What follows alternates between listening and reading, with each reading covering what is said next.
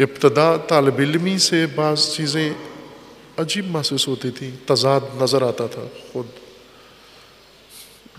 کہ کتابوں میں جو کچھ ہم پڑھتے ہیں وہ اور ہے، اور یہ کتابیں پڑھانے والے کتاب میں کچھ اور پڑھاتے ہیں، خود بنیاد کچھ اور ہے۔ مثلا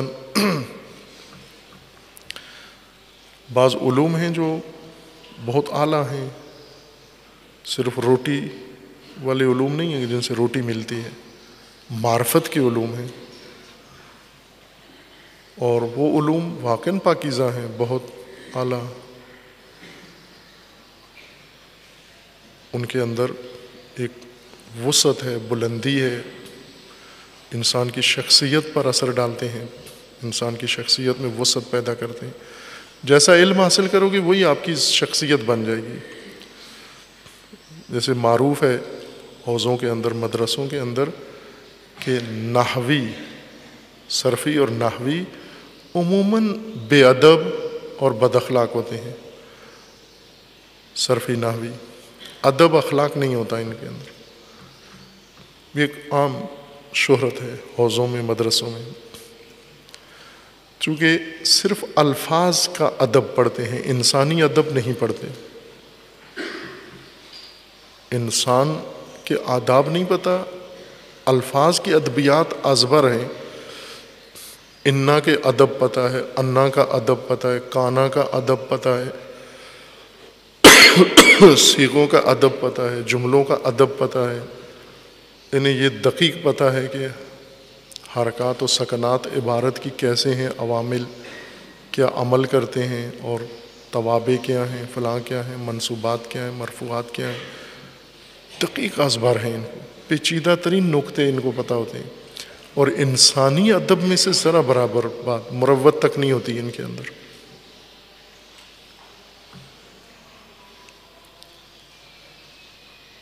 جیسا انسان علم پڑھتا ہے وہی تاثیر اس کے اوپر ہوتی ہے۔ یہ جو فقط ظاہری احکام پڑھ لیتے ہیں، ظنی علوم پڑھ لیتے ہیں، سطحی فکر ہوتی ہے ان کی، محدودیت ان میں آ جاتی ہے، تنگ نظری آ جاتی ہے، ظن و گمان۔ لیکن جو برہانی علوم پڑھتے ہیں،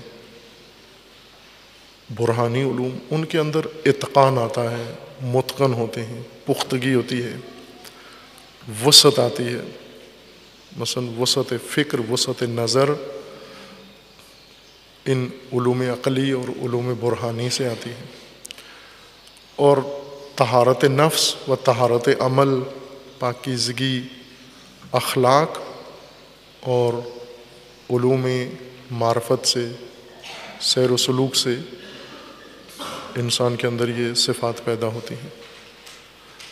لیکن یہی علوم جب جاہلیت کے ماحول میں، عصبیت و تعصبات کے ماحول میں پڑھی، مثلا ایک ایرانی اگر ادبیات پڑھے، ایرانیت اپنی جگہ قائم ہے، اس میں ایران پرستی، ایرانی ہونا، افغانی پڑھے، اس کی افغانیت ان علوم سے متاثر نہیں ہوتی، پاکستانی پڑھے، وہ پاکستانیت اس کی متاثر نہیں ہوتی، ہندی پڑھے، عرب پڑھے، اس کی عربیت ان علوم سے متاثر نہیں ہوتی، وہ یہ علوم پڑھ کے عرب عربی رہتا ہے، ایرانی ایرانی رہتا ہے، ہندی ہندی رہتا ہے، افغان افغان رہتا ہے۔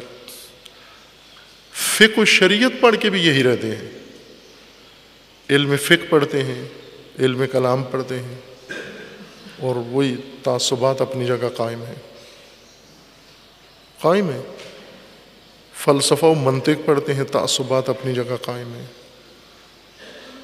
اخلاق و عرفان پڑھتے ہیں، تعصبات اپنی جگہ قائم ہیں۔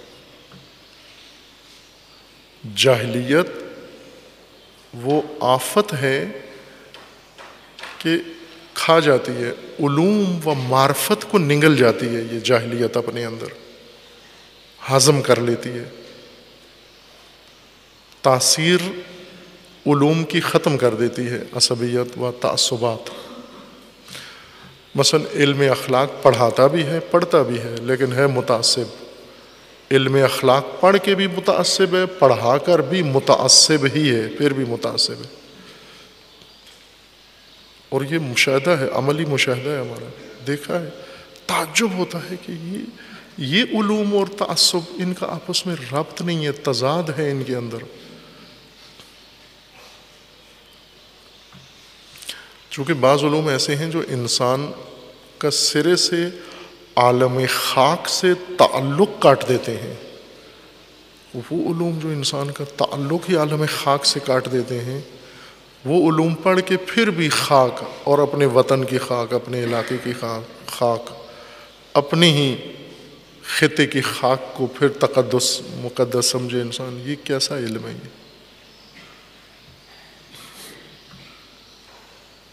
یہ تو عرفان نہیں ہے۔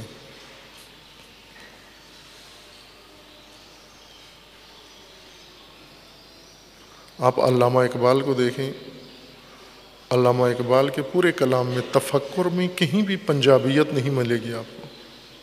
خطہ پنجاب کا فرزند ہے، سیالکوٹ میں پیدا ہوئے، کشمیری نژاد ہیں، لیکن کہیں بھی نہ قبائلیت، نہ قومیت، نہ خاک، نہ کچھ بھی۔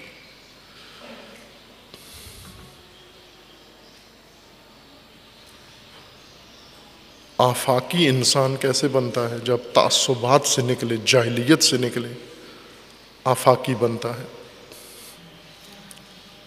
ورنہ وہی دیہاتی کا دیہاتی ہی رہتا ہے۔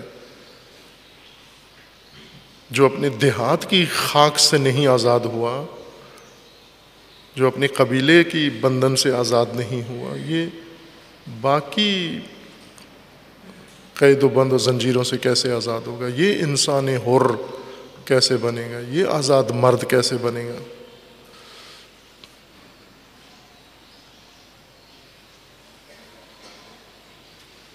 تقویٰ عملی زندگی کے اندر بصورت معیار